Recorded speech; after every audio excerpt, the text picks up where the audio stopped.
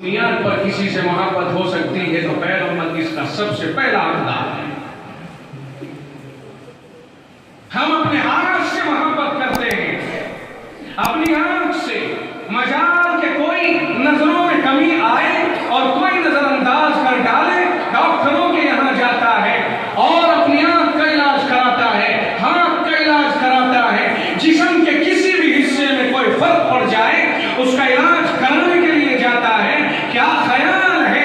اس لیے کہ ہمارا جسم، ہمارے جسم کے یہ اعضاء، یہ ہمارے نفس کے زیادہ قریب ہے، اس لیے ہم ان کا علاج پہلے کرانے کے لیے جاتے ہیں۔ رسول اللہ تو ہمارے ان اعضاء سے بھی زیادہ قریب ہے۔ اگر یہ ہاتھ ہمیں محبوب ہے، یہ پیر ہمیں محبوب ہے، یہ باڈی ہمیں محبوب ہے، تو پھر رسول اللہ کی ذات گرامی ہمیں ہماری جان سے بھی زیادہ محبوب ہے۔ اگر قربت کی بنیاد پر کسی سے محبت کی جا سکتی ہے تو پھر رسول اکرم صلی اللہ علیہ وسلم اس کے زیادہ حقدار ہے کہ آپ سے محبت کی جائے۔ آگے بڑھیے۔ دوسری چیز ہے حسن و جمال۔ حضرت عائشہ رضی اللہ تعالیٰ عنہ خود کہتی ہیں کہ میں نے ایک مرتبہ حفصہ سے، حضرت حفصہ بنت عمر رضی اللہ تعالیٰ عنہ، حفصہ سے ایک سوئی تاکہ میں اپنے کپڑے سلوں اور پھر اس کی سوئی واپس کر دوں۔ گھر میں وہ سوئی میرے ہاتھ سے کہیں گر گئی اور مجھے تلاش بسیار کے باوجود نہیں پائی۔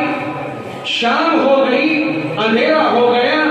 رسول اکرم صلی اللہ علیہ وسلم کے جمال کا معجزہ دیکھیے کہ آپ گھر میں تشریف لائے اور آپ کے چہرے کی شعاعوں سے جو روشنی سامنے آئی، میں دیکھا کہ میری نظر میری سوئی کے اوپر پڑ گئی اور میں نے مسکرا کر اپنی سوئی کو اٹھا لیا کہ جو سوئی مجھے دن بھر تلاش کرنے کے بعد نہ پائی، اندھیرا محسوس ہو رہا تھا، وہی سوئی رسول اکرم صلی اللہ علیہ وسلم کے جمال انور اور چہرے انور کے جمال اور آپ کے چہرے کی شعاعوں سے اور حسن و جمال کی شعاعوں سے معجزاتی طور پر میری نظروں میں آ گئی اور میں نے اس کو اٹھا لیا۔ یہ آپ کا حسن و جمال ہے۔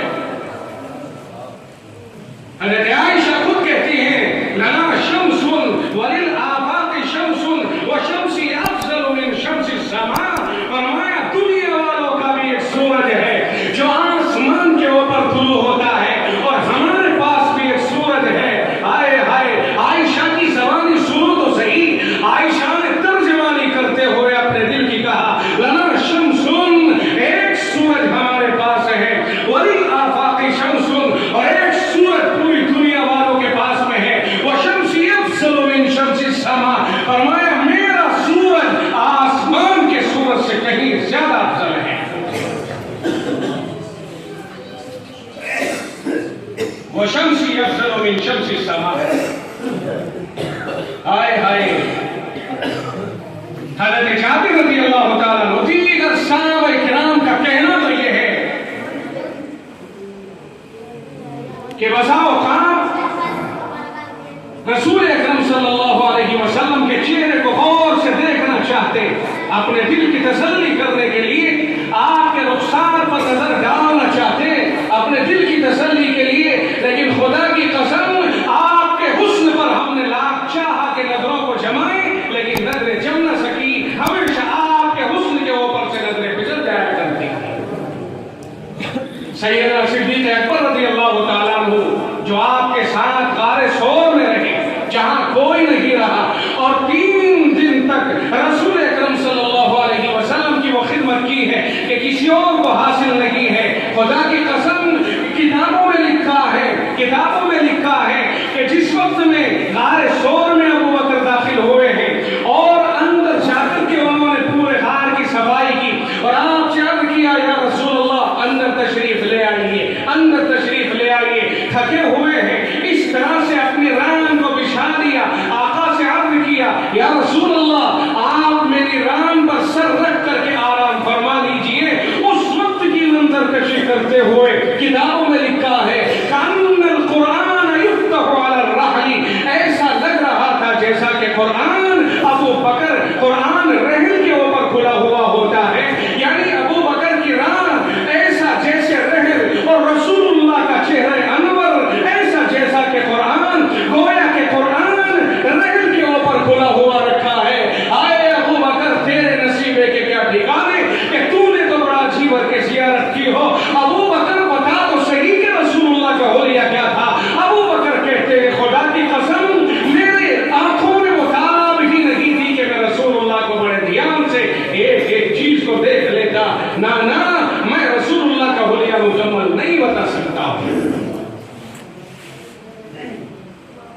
یہ راتیں ابو بکر کے لیے اتنی فضیلت یافتہ ہیں کہ فاروق اعظم کہتے ہیں ابو بکر تم نے سنا ہے نا رسول اللہ سے کہ آپ نے فرمایا لو کان بعدی نبی لکان عمر، اگر میرے پاس کوئی نبی آتا تو عمر یقیناً نبی ہوتا۔ کہنے لگے بالکل سنا ہے۔ فرمایا کیا تم نے یہ نہیں سنا ہے کہ جس گلی سے میں گزرتا ہوں شیطان اس گلی سے نہیں گزرتا ہے؟ کہا رسول اللہ سے میں نے بے شک یہ بھی سنا ہے۔ عمر نے کہا بہت سی باتیں کہی، قرآن کریم جا بجا کیا میری موافقت میں نازل نہیں ہوا؟ فرمایا بلا شبہ۔ کہا تو عمر، کہا ابو بکر سودا کر لیجئے، وہ راتیں جو آپ نے غار ثور میں رسول اللہ کے ساتھ گزاری ہیں ان راتوں کی نیکیاں مجھے دے دو اور میری ساری زندگی کی نیکیاں تم لے لو۔ یہ ساری فضیلتیں رسول اللہ کے قرب کی بنیاد پر حاصل ہوئی ہیں۔ سیدنا صدیق اکبر رضی اللہ تعالیٰ عنہ کتنا فضیلت یافتہ ہوگا۔ عائشہ رضی اللہ تعالیٰ عنہ نے ایک مرتبہ رسول اللہ سے پوچھا، اللہ کے رسول رات کی تاریکی ہے، آسمان کے اوپر تارے جگمگا رہے ہیں، پوچھا یا رسول اللہ اتنی نیکیاں بھی کسی کی ہوں گی جتنے آسمان پہ تارے؟ اور دماغ میں یہ تھا کہ یوں کہیں گے کہ ہاں تیرے ابا کی نیکیاں۔ عائشہ نے پوچھا یا رسول اللہ کیا اتنی نیکیاں کسی کی ہوں گی جتنے آسمان پر اس وقت تارے نکل رہے ہیں؟ تو آپ نے فرمایا ہاں ہیں۔ عرض کیا کس کی؟ فرمایا عمر کی۔ عائشہ کو تو غم لاحق ہو گیا، تو میرے ابا کا کیا ہوگا؟ پوچھا یا رسول اللہ پھر میرے ابا کی؟ فرمایا عائشہ تیرے باپ کا کیا ٹھکانہ، آئے ہائے تیرے باپ کی نیکیوں کو کون جانے کتنی ہوگی۔ اسی لیے آقا نے فرمایا لوگوں میں نے سب کا بدلہ دے دیا ہے دنیا کے اندر سوائے ابو بکر کے، کہ ابو بکر کا بدلہ صرف رب ذوالجلال کا۔ ابو بکر کے مراتب فرمایا کہ جس وقت میں میدان محشر میں سارے کے سارے لوگ پیغمبروں کے پاس جائیں گے اور درخواست کر رہے ہوں گے کہ ہمیں خدا کے واسطے دیکھیے تو صحیح کیا حالات ہو رہے ہیں، خدا بہت غضبناک ہے، آپ اللہ سے کہیے کہ حساب شروع کر دیں، ہم تو پسینوں میں ڈوبے پڑے ہیں۔ اس وقت میں تمام پیغمبر خوف زدہ ہو جائیں گے، معذرت کریں گے، آخر میں سیدنا عیسیٰ علیہ السلام فرمائیں گے جاؤ ایک شخصیت ہے جو اس مسئلے کا حل کرا سکتی ہے، وہ ہے رسول اللہ صلی اللہ علیہ وسلم کی ذات گرامی۔ اب سارے محشر کے لوگ رسول اللہ کے پاس جائیں گے اور سب لوگوں کے ساتھ ساتھ پیغمبر بھی ساتھ شریک ہوں گے جانے میں۔ تمام محشر چل رہا ہوگا رسول اللہ کی طرف، پیغمبر بھی چل رہے ہوں گے رسول اللہ کی طرف۔ جا کے جب وہاں فرمائش کی جائے گی آپ فرمائیں گے بلا شبہ مجھے یہ حق حاصل ہے، اور آپ سجدے میں گر جائیں گے اور ایک ہفتے کے برابر طویل وقت کے بقدر سجدہ فرمائیں گے۔ اور آج رسول اکرم صلی اللہ علیہ وسلم نے فرمایا تھا کہ مجھے آج وہ کلمات یاد نہیں ہیں جن کلمات کے ذریعے سے میں اللہ کی تعریف کروں گا قیامت کے دن میدان محشر میں سجدے میں جا کر، وہ اللہ اسی وقت میں میرے دل میں لکھا فرمائیں گے، اور پھر میں اتنا لمبا سجدہ کروں گا اور 7 دن کے بقدر وقت گزر جانے کے بعد اللہ فرمائے گا سل یا محمد ارفع رأسک واشفع تشفع، اٹھائیے سر، مانگے کیا مانگنا ہے آپ کو دیا جائے گا، میرا تم سے یہی عہد و پیمان ہے، مانگو جو مانگنا ہے دیا جائے گا۔ اللہ کے نبی صلی اللہ علیہ وسلم امت کے لیے شفقتوں کے سوالات کریں گے، اللہ میری امت اللہ آسانی پیدا فرما، کبھی آپ حوض کوثر پہ ہیں، کبھی آپ پلسرات پہ ہیں، کبھی آپ میزان پہ ہیں، اپنی امت کے لیے بیدار پھر رہے ہیں۔ میں عرض یہ کر رہا تھا کہ اس وقت میں آپ صلی اللہ علیہ وسلم کے ہاتھ میں جنت کی چابی دے دی جائے گی اور آپ اس چابی کو لے کر کے آگے بڑھیں گے، اس وقت میں وہاں دستک دی جائے گی، اندر سے آواز آئے گی، کون؟ بتایا جائے گا محمد رسول اللہ صلی اللہ علیہ وسلم۔ اب دروازہ کہاں آپ ہی کے لیے اس چابی کو محفوظ کیا گیا تھا، آپ اپنے ہاتھ سے دروازہ کھول لیجئے، جنت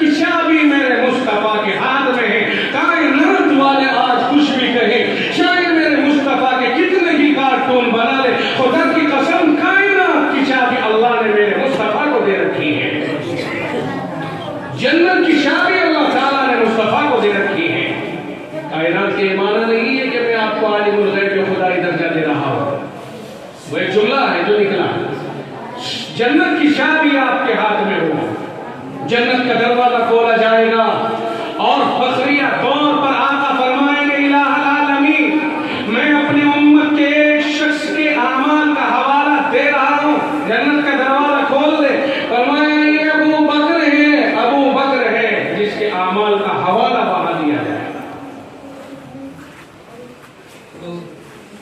میں بات وہاں سے چلا رہا تھا، بات دوسری طرف گئی کہ اللہ نے آپ کو حسن و جمال بھی بے پناہ عطا فرمایا۔ سیدنا یوسف علیہ السلام کا بھی حسن جمال ہے، حسن و جمال ہے، اور میرے مصطفیٰ کا بھی حسن و جمال ہے، مگر یوسف علیہ السلام کے بارے میں اللہ کے نبی نے خود فرمایا یوسف اخی صبیر وانا ملیح، فرمایا میرا بھائی یوسف صباحت والا حسن رکھتا ہے، یعنی چمکدار، اور میرے حسن میں ملاحت ہے، جذبیت۔ اللہ نے پردہ ڈال دیا رسول اللہ کے حسن و جمال کے اوپر۔ محبوب تو رسول اللہ کے بھی ہے نا، ساری دنیا والوں ہی کے نہیں بلکہ محبوب تو اللہ کے ہے نا۔ پہلے تو رسول اکرم صلی اللہ علیہ وسلم کے بارے میں فرماتے ہیں رجاب بن سمرہ دیگر بہت سے احباب بہت سے اصحاب، فرمایا کہ ایک مرتبہ دیکھا کہ مسجد نبوی کے اندر آپ آرام فرما رہے ہیں، وعلیہ حلۃ حمراء، سرخ چادر ہے،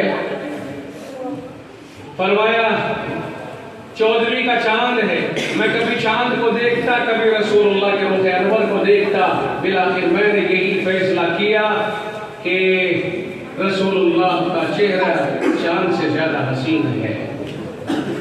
فَإِذَا هُوَ أَحْسَنُ عِنْدِي مِنَ الْقَمَرِ، میرے دل کا یہ فیصلہ ہوا کہ میری نگاہوں میں رسول اللہ چاند سے زیادہ حسین ہے۔ اور شاید تو بلکہ یہ کہتا ہے کہ چاند سے تشبیہ دینا بھی کوئی انصاف ہے، چاند سے تشبیہ دینا بھی کوئی انصاف ہے، چاند کے چہرے میں ہے جھائیاں، مدنی کا چہرہ صاف ہے۔ رسول اکرم صلی اللہ علیہ وسلم کے حسن و جمال پر اگر کلام کرتے جائیں گے تو رات گزر جائے، اگر آپ کے حسن و جمال کی تعریف پوری نہ ہو سکے، رسول اللہ کا حسن و جمال جب آپ کو چہرے انور کے اوپر پسینہ آیا کرتا تھا تو کتابوں میں صاف لکھا ہے کہ ایسا لگتا تھا جیسا کہ آپ کے چہرے کے اوپر انار کے دانے بکھیر دیے گئے ہوں، سرخ و سفید آپ کا چہرہ ان پسینے کے موتیوں کے اندر سے ایسا نظر آیا کرتا تھا جیسا کہ آپ کے چہرے انور کے اوپر انار کے دانے بکھیر دیے گئے ہوں۔ یہ آپ کا حسن و جمال۔ حضرت عائشہ رضی اللہ تعالیٰ عنہ نے ایک بات کہی بڑی عجیب و غریب، فرمایا مصر کی عورتوں نے یوسف کے علیہ السلام کے حسن پر فدا ہو کر اپنی انگلیوں کو کاٹ ڈالا، پتہ ہی نہیں چلا۔ سنا ہے کہ نہیں سنا؟ جس وقت میں زلیخا کے اوپر الزام تراشی کی گئی کہ غلام کے اوپر عاشق ہو گئی، تراود فتاها عن نفسه قد شغفها حبا، ایک غلام کے اوپر دل دے بیٹھی ہے۔ حضرت زلیخا نے انتظام کر دیا ان الزام تراشی کرنے والیوں کا، دعوت کا اہتمام کیا گیا، بلاوے بھیجے گئے اور پھلوں کو پورا پورا رکھا گیا، کاٹ کر نہیں۔ اسی سے صاف سمجھ میں آتا ہے کہ پھل جب دسترخوان کے اوپر ہوں اکثر و بیشتر ان کو کاٹ کر نہیں بلکہ بغیر کٹے چاقو کے ساتھ رکھنے چاہیے تاکہ ضرورت کے وقت کاٹیں۔ پتہ چلا کہ صاحب سیب بھی کٹ گئے، سنترے بھی چھل گئے، چیکو بھی کٹ گئے، پھلا بھی کٹ گئے، کاٹ کر کیلوں کے بھی ٹکڑے کر ڈالے، ظالموں کیلوں کے بھی ٹکڑے کر ڈالے، ہاں ان کے بھی لقمے اور رکھ دیے۔ تھوڑی سی دیر میں ان کے اوپر آئرن سوار ہو گیا، ہواؤں نے ان کے اوپر سیاہ چادر تان دی، پہلے سرخ پھر سیاہ چادر تان دی، لگا ایسا کہ جیسے اس کے اوپر زنگ بکھیر دیا گیا۔ اگر پھلوں کی قدر کرنی ہے تو سیدھے سیدھے رکھو، جتنا ضرورت ہو صرف اتنا کاٹا جائے۔ اب یہاں ہوتا ہے ایک چل گیا اور رکھ کر کے نیچے کو دبانے کا، اب وہ تو خدا کی پناہ سیب تو آتے ہی دیکھتا ہے، پہلے اس گھر میں کوئی وہ دبانے کا تو نہیں، اگر اسے دیکھ گیا دبانے کا ہے گھنٹوں پہلے روتے روتے برا حال ہو جاتا ہے۔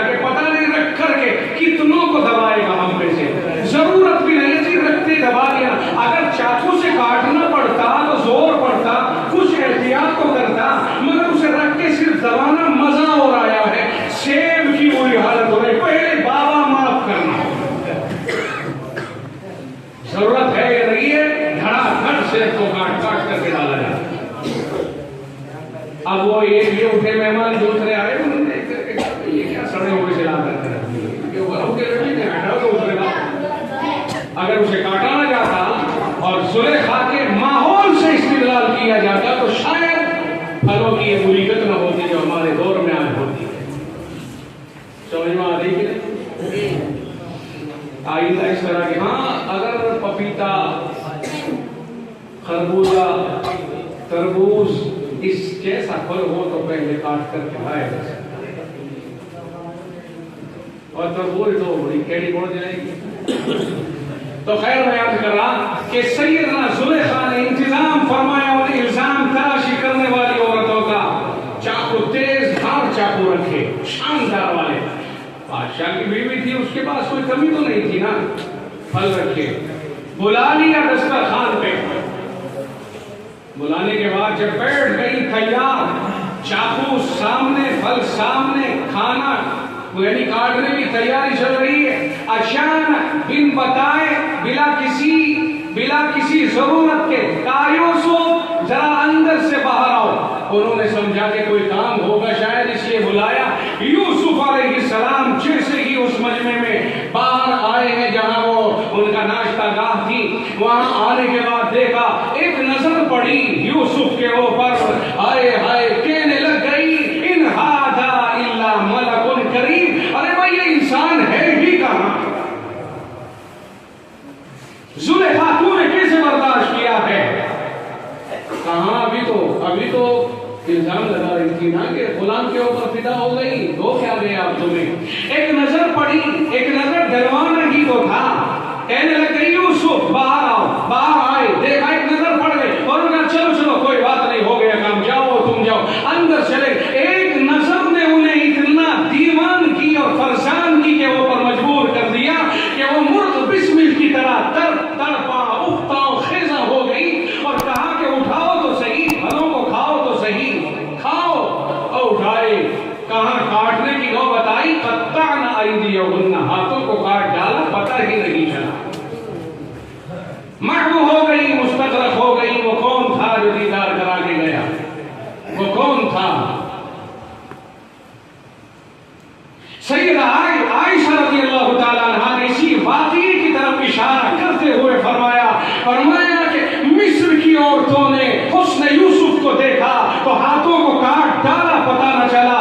اگر مصر کی عورتیں میرے مصطفیٰ کے حسن کو دیکھ لیتی تو کلیجہ چیر ڈالتی، پتہ ہی نہ چلتا۔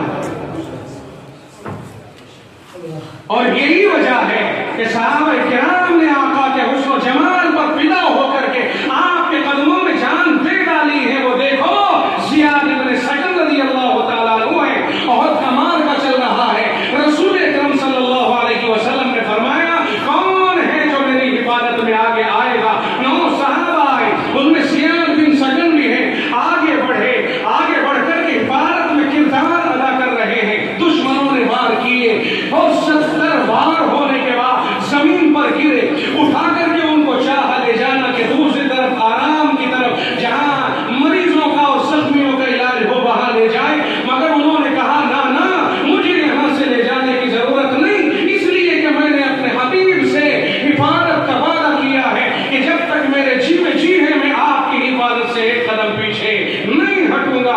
آقا کہ میں کیا جواب دوں گا؟ مجھے یہی چھوڑ دو۔ کھڑے کر دیے، چھوڑ دیے، پھر زخم لگتے رہے دفاع میں۔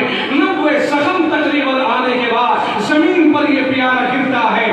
آپ نے ارشاد فرمایا اسے میرے دیوانے کو میرے قریب کر دو۔ قریب کیا گیا، آپ نے ان کے سر کو اپنے دست مبارک پہ رکھا اور ایک ہاتھ سے ان کے چہرے کے اوپر ہاتھ پھیرنے لگے، آنکھوں کے اوپر ہاتھ جب پھیرا احساس ہوا کہ اتنا خوشبودار اور ریشم سے زیادہ نرم نازک ہاتھ کس کا ہو سکتا ہے؟ تو طاقت سے آنکھ کھولی تو دیکھا کہ محبوب کے چہرے انور کے اوپر نظر پڑ رہی ہے۔ نہیں آواز میں کہا یا رسول اللہ میرے چہرے کو آپ ہاتھ پر، میری آنکھوں کو آپ ڈھکیے بند مت کیجیے، مجھے آپ اپنا دیدار کرانے دیجیے۔ اور عرض کیا یا رسول اللہ میں نے آپ کے لیے کیا وفا میں حق ادا نہیں کر دیا؟ فرمایا بلا شبہ۔ عرض کیا کیا آپ میری اللہ کے یہاں پر سفارش کر سکتے ہو؟ فرمایا بے شک کروں گا، تجھے جنت دلاؤں گا۔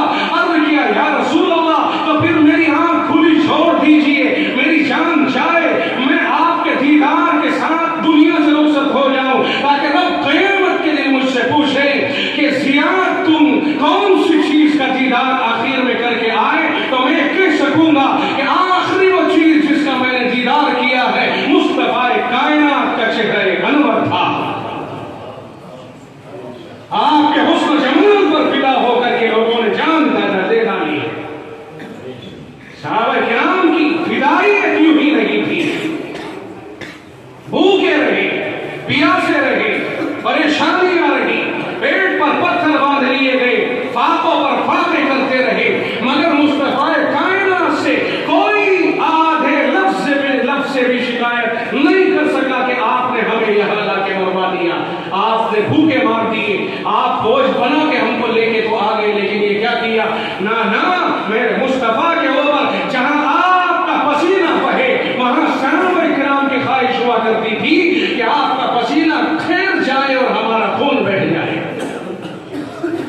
یہ صورتحال ہے۔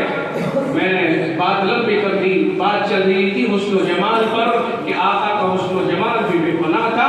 اگر حسن و جمال کی بنیاد پر کسی سے محبت ہو سکتی ہے تو پھر اس کے حقدار رسول محبوب صلی اللہ علیہ وسلم سب سے زیادہ ہے۔ تیسری چیز ہے کمال۔ رسول رحمت صلی اللہ علیہ وسلم کے کمالات پوری دنیا میں پھیلے ہوئے ہیں، کون انکار کر سکتا ہے آپ کے کمالات کا؟ آپ کی ذات انتہائی باکمال ذات ہے، دنیا میں کوئی ذات ایسی نہیں گزری ہے جس میں رسول اللہ سے زیادہ کمالات ہوں۔ حسن یوسف دم عیسیٰ ید بیضا داری، حسن یوسف دم عیسیٰ ید بیضا داری، آنچ ہوما ہما دارند تو تنہا داری۔ تمام پیغمبروں کی خوبیاں تنہا رسول اللہ کے اندر اللہ نے جمع فرمائی تھی، اور رسول اللہ کی خوبیوں میں سے ہی تھوڑی تھوڑی سارے پیغمبروں کو ملی۔ اصل مرکز ہر چیز کا اللہ نے رسول اللہ کو بنایا ہے۔ حسن و جمال کا مرکز رسول اللہ ہے، کمال کا مرکز رسول اللہ ہے، ہر چیز کا مرکز اللہ نے رسول اللہ کو بنایا ہے، اور سارے پیغمبروں کو آپ ہی کے مرکز سے تھوڑا تھوڑا دیا گیا ہے۔ جب تمام رخصت ہو گئے آخر میں مرکز تشریف لائے ہیں، اسی لیے تمام پیغمبروں کی شریعت کو منسوخ کر دیا گیا کہ اب اصل اصول آ گئے ہیں تو باقی کسی کی شریعت کو باقی نہیں رکھا جائے گا۔ اور رسول اللہ نے تو یہاں تک فرما دیا کہ لوگوں لو کان موسیٰ حیا لما وسعہ الا اتباعی، اگر موسیٰ علیہ السلام بھی آج دنیا کے اندر موجود ہوتے تو میری اتباع کے بغیر ان کا بھی کام نہ چلتا۔ اللہ تعالیٰ نے رسول اکرم صلی اللہ علیہ وسلم کو ہر اعتبار سے افضل بنایا، اور یہ اللہ کی اپنی مرضی ہے کہ اس نے آپ کو سب کا سردار بنا دیا، سب سے افضل بنا دیا، سب نبیوں کا امام بنا دیا۔ یہ آپ کو اللہ ہی نے بنایا ہے، اپنی مرضی سے بنایا ہے، کسی کا اس میں کوئی دخل نہیں ہے۔ ہمارا اپنا ہمارا فرض یہ بنتا ہے کہ ہم ہر پیغمبر کی عزت اتنی ہی کریں جتنی ہم رسول اللہ صلی اللہ علیہ وسلم کی کرتے ہیں۔ بات سمجھ لینا اس موقع پر ہمارے لیے اللہ نے فرمایا لا نفرق بین احد من رسولی، ہم اللہ کے رسولوں میں سے کسی کے درمیان کوئی فرق نہیں کر سکتے ہیں۔ ہم جس طرح آدم علیہ السلام کو پیغمبر برحق مانتے ہیں، اسی طرح محمد رسول اللہ کو بھی پیغمبر برحق مانتے ہیں۔ 1,00,000 سے زیادہ پیغمبر آئے، ہم سب کا پورا احترام کرتے ہیں۔ ہم یہودیوں کی طرح سے نہیں ہیں کہ وہ کہیں نصارہ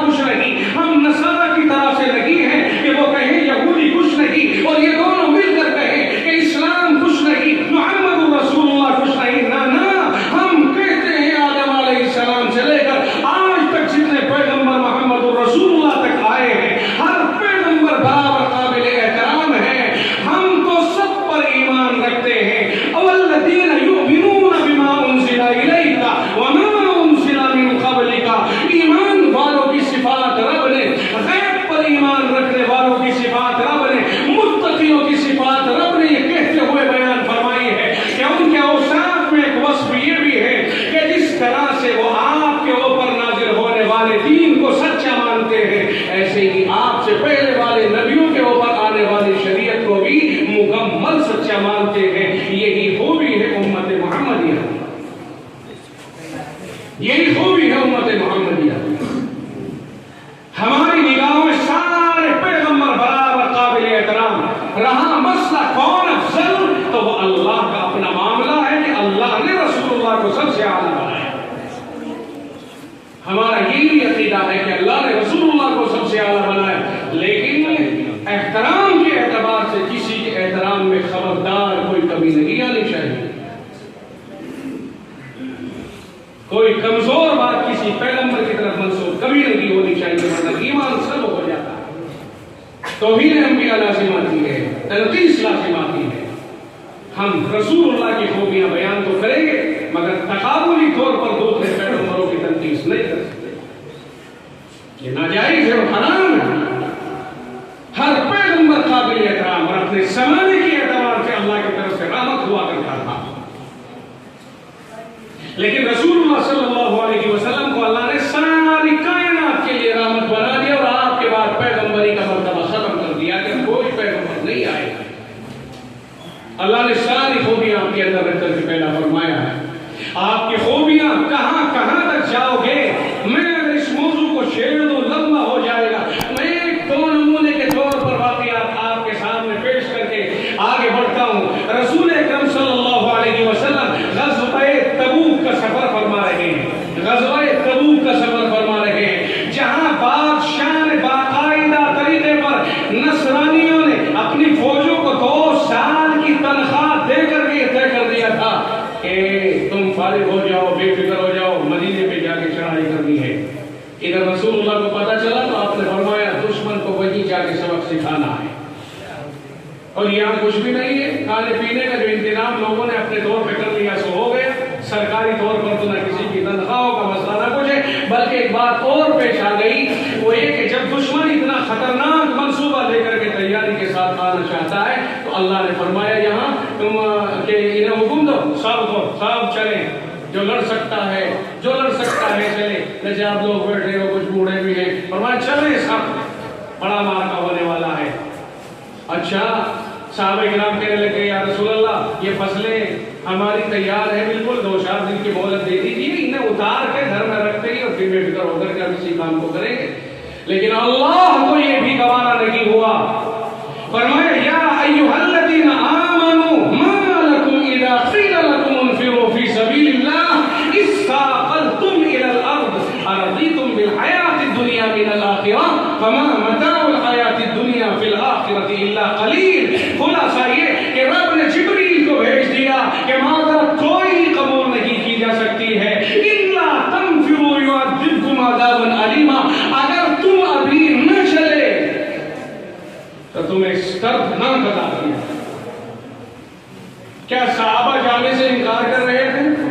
نہیں، صحابہ جانے سے انکار نہیں کر رہے تھے۔ توجہ رہے، میں خاص بات کی طرف اشارہ کرنے والا ہوں، قوت برداشت رکھنا۔ قرآن کریم کی آیت نازل ہوئی، اتنا خطرناک ترین پورے اسلام کی 23 سالہ زندگی میں اتنا خطرناک مارکا کبھی نہیں آیا۔ اسلام کی 23 سالہ زندگی میں اور تاریخ میں اتنا خطرناک مارکا کبھی پیش نہیں آیا تھا۔ میں آپ کے کان کھڑے اس لیے کر رہا ہوں اور آپ کو متوجہ اس لیے کر رہا ہوں کہ میں آگے چل کر کے بہت حساس بات کہنے والا ہوں۔ جب بات آ گئی تو کہتا چل گیا۔ توجہ رہے، پھر کہتا ہوں کہ 23 سال کی اسلام کی زندگی میں رسول اللہ کے دور میں اتنا خطرناک مرحلہ کبھی نہیں آیا جتنا خطرناک یہ تھا۔ غزوہ خندق بھی تھا لیکن یہ اپنی اہمیت کے اعتبار سے بہت زیادہ اہم تھا۔ دشمن نے باقاعدہ تنخواہیں دے کر کے فری کر دیا تھا۔ رسول اکرم صلی اللہ علیہ وسلم کو اللہ تعالیٰ نے قرآن کریم نازل فرما کے ارشاد فرمایا ان سے کہہ دو فوراً چلے، مہلت نہیں دی جائے گی۔ اور رہا مسئلہ تمہاری فصلوں کا تو ان فصلوں کے چکر میں 2